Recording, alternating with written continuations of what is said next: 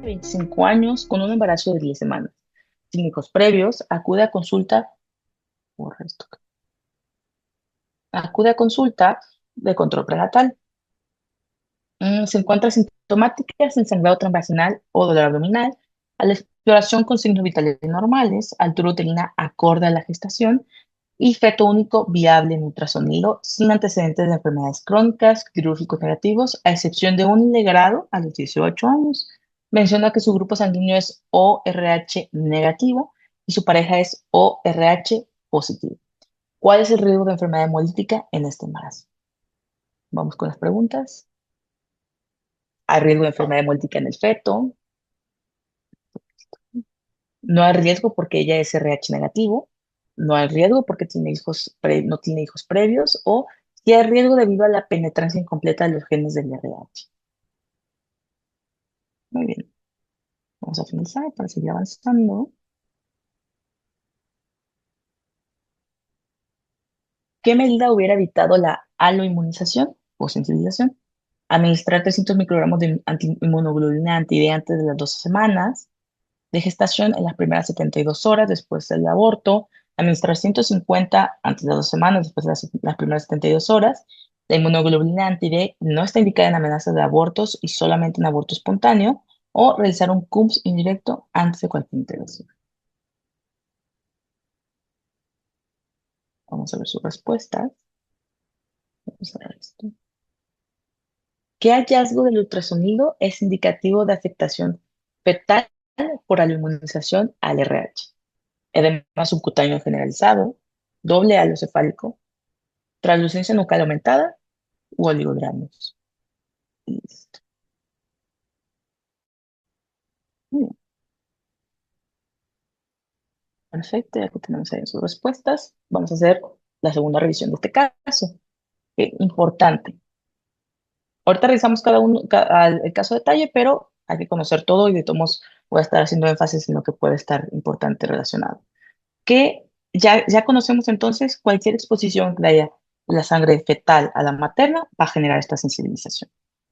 Vamos a dividir los riesgos, o sea, digamos los eventos por riesgo, pero en general es abortos, ya sean espontáneos, ya sea hacer un legrado, o sea, ya sea hacer una aspiración manual endouterina, lo que sea, va a hacer que se genere una cierta exposición, incluida la amenaza de aborto.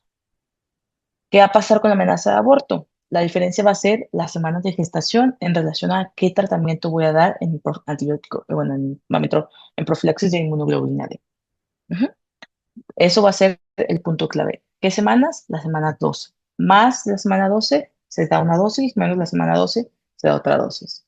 Pruebas invasivas de diagnóstico prenatal, también semanas, va a ser ideal ajustar la dosis. Otros tratamientos, es decir, evacuación de mole informe que se hace con una aspiración manual de uterina, terapia fetal, que eso estamos hablando más de 12 semanas, hemorragia intraparto, es decir, también la mesa de parto, trauma abdominal, que eso pues, prácticamente ya es más adelante, embarazo ectópico, sobre todo en los primer y segundo trimestre. Entonces, todo englobarlo a el evento sucede antes de las 12 semanas o después de las 2 semanas. Pero cualquiera de estos es un evento de riesgo de sensibilización.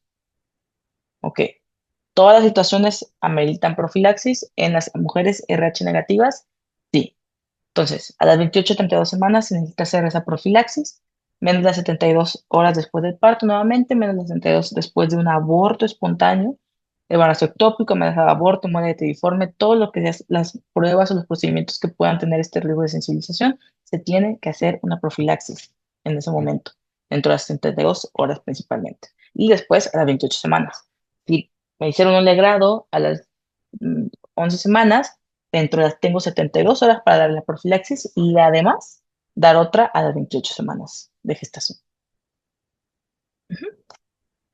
Puede que esta ya se las haya dicho un poco en los casos anteriores, por eso fue que me sorprendí, no me acordaba si se las había explicado. Pero entonces, ¿qué tenemos? Tenemos dos pruebas, una cuantitativa y una cualitativa, sobre qué dosis tenemos que dar de inmunoglobulina anti-D. Me preguntan, ¿son pruebas que se hacen de rutina, vaya, realidad en los hospitales? No, normalmente lo que hacemos siempre es medir con el consumo directo y de a partir de ahí determinar. Sí, la literatura lo menciona, se tendrían que hacer de forma dirigida Si me pregunta de la forma real, lo que se hace, por lo menos en la cuestión de la salud pública, no se realizan debido a que no todos los hospitales tienen a su alcance a disposición tanto la prueba de Rosette como la de Kleihauer. Entonces, solamente para que las conozcan, la prueba de Rosette es una prueba cualitativa, es decir, ya tengo, ya estoy inmunizada, ahora cuánta dosis voy a dar. Entonces, la prueba de Rosette va a ver cuáles son las formas de los eritrocitos, que se llama Rosette porque son forma de roseta en ese sentido. En caso de ser negativa, pues solamente administrar 300 microgramos entre las primeras 72 horas. En caso de ser positiva, ahora sí, podemos usar la prueba de Kleihauer-Betke. La Kleihauer-Betke dice, ok, de forma cualitativa, sí. O sea, si hay que administrar o si hay que ajustar la dosis, ¿cuánta dosis? Hay una fórmula. Entonces, la fórmula determina que a partir de 1000 microgramos, según la cantidad por mililitros que podamos encontrar, en caso de, y volvemos a lo mismo, en caso de no contar con estas pruebas, va de lleno a administrar 300 microgramos en las primeras 72 horas. Son pruebas que nos ayudarían un poco como extraer menos de 300 microgramos o ajustarlas según la cantidad afectada de los eritrocitos que tengamos, pero en general no se utilizan de forma rutinaria porque no todos los hospitales cuentan con ella. Pero sí es importante que la conozcan. Prueba de Rosette cualitativa, prueba de Kleihauer cuantitativa, para que se queden con eso. Ahorita retomamos también los casos clínicos. Aquí solamente de forma resumida, los signos ecográficos, que también viene parte de una de las preguntas. ¿Cuáles son los que nos podrían sugerir o, bueno, indicar una afectación fetal, o sea, de la hemólisis? Signos directos, doble halo cefálico, es decir, extravasación de líquidos hacia la cabeza fetal, derrame pleural, derrame pericárdico, hepatoesplenomegalia, ascitis, hidrocelia. Si se dan cuenta, todo es extravasación de líquidos. ¿Por qué? Por la hemólisis masiva que se pueda tener. Signos indirectos, poligramios, por esta extravasación, placentamegalia, aumento del diámetro de la vena umbilical, igual por el aumento de los flujos o la extravasación de los líquidos. Pero los directos, doble halo, derrame pleural, hepatoesplenomegalia, ascitis, hidrocelia, todo lo que indique que se está acumulando líquido. ¿Sí? Ahora, vamos a tomar de nuevo los casos y ahorita de todos modos explico esas preguntas. Vamos con la primera pregunta. Ok. Tenemos una paciente femenina de 25 años, 10 semanas de gestación, sin hijos previos, por lo menos a lo que difiere, pero no te tienes que ir por este rubro, sin hijos previos nacidos vivos. Acude a consulta por control prenatal, se encuentra sintomática, sin sangrado, sin dolor abdominal, la paciente está perfecta en ese momento. A la exploración, todo bien, se ve un embarazo único, feto viable en ultrasonido, sin antecedentes de estas enfermedades, pero ella refiere un antecedente de un legrado a los 18 años. En realidad, entonces, esta es su segunda gesta. Segunda gesta, aborto 1. Menciona que su grupo sanguíneo es ORH negativo, ya de ahí vamos lleno que es un foco rojo, ¿no? Y su pareja O positivo. Entonces, 50-50 que, que el bebé que tuvo, no sabemos qué hemotipo fue un legrado. Entonces, también no sabemos si estuvo expuesto o no. Puede ser que haya sido O negativo también, o puede que no. Entonces, hay que valorar eso. ¿Cuál es el riesgo de la enfermedad hemolítica en este embarazo? La respuesta correcta, si me la pueden arrojar, es ¿hay riesgo de hemorragia hemolítica? Sí, porque también no te que tuvo una profilaxis, no te están diciendo prácticamente nada de información más que tuvo un aborto y hubo riesgo, no. Claro, sí hay riesgo. Vaya, no me están especificando, se hizo profilaxis, no se hizo profilaxis. ¿Hubo un aborto? Siempre hay un riesgo. Ok, no hay riesgo porque ella es RH negativo. Mal, pues hay mayor riesgo porque ella es RH negativo. Ese es el riesgo. Ese precisamente es el factor de riesgo. No hay riesgo porque no tiene hijos previos, tampoco porque, recordemos, cualquier evento que pueda haber contacto fetal materno es un riesgo.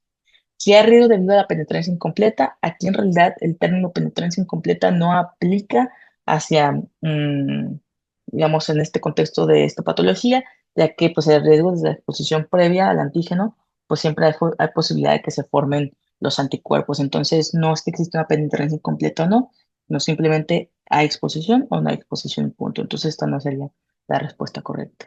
La mayoría de ustedes contestó adecuadamente que hay un riesgo de enfermedad múltiple en el feto, entonces, punto bueno. Y sigamos. Ahí saqué un rayo. Muy bien. Ahora, esta es la pregunta que puede haber causado un poco más de duda. ¿Qué medida hubiera evitado la aloinmunización? Recuerden, no nos están especificando, ¿qué me están preguntando con los datos que tengo? Ahora sí, en este paciente. Administrar 300 microgramos de inmunoglobulina D antes de las 12 semanas de gestación en las primeras 72 horas después del aborto. Administrar 150 inmunoglobulina D antes de las 12 semanas de gestación en las primeras 72 horas. Inmunoglobulina D no está indicada en embarazo después del aborto o realizar CUMS indirecto antes de cualquier intervención. En este contexto, muchos podrían pensar de que se tendría que hacer el CUMS indirecto, pero como tú ya tuviste un antecedente de que tuvo un aborto y no sabes si le dieron profilaxis o no, pues tú de lleno piensas que el CUMS puede o no estar positivo, pero lo ideal es que, como es un embarazo de 10 semanas, no importa qué, se la das. Vaya, si, no se la, si llegara a estar sensibilizada y se lo diste, no pasa nada, no le va a servir de todos modos, pero mejor abarcar ese periodo de las horas y darle la administración de 150 miligramos. ¿Por qué? Microgramos, perdón, por las 10 semanas de gestación. Exacto. 300 no en este caso, porque son 10 semanas y no 12 semanas. He ahí la duda, o no sé cuál era la duda exacta de la pregunta que estaban diciendo ahorita en el chat, de qué me están preguntando. Puede que te digan, ¿qué hubiera evitado la inmunización en el embarazo previo? No, porque no te especifica. Entonces, más bien, ¿qué hubiera evitado la inmunización en este embarazo? Mejor enfoquen en eso. No en el embarazo previo, sino en este embarazo. Administrar 150 microgramos de inmunoglobulina D antes de las 12 semanas de gestación. Ujú.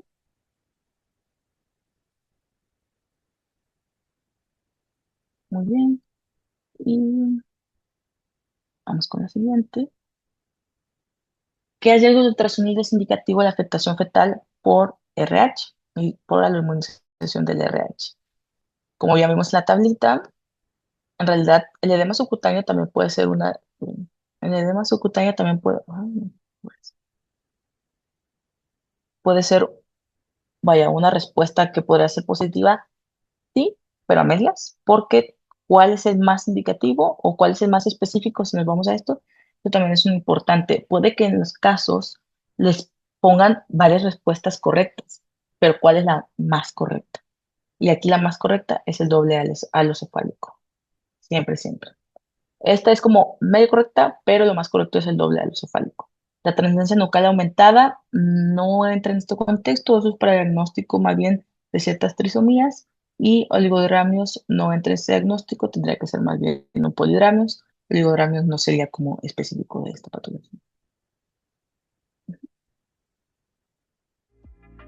Muy bien.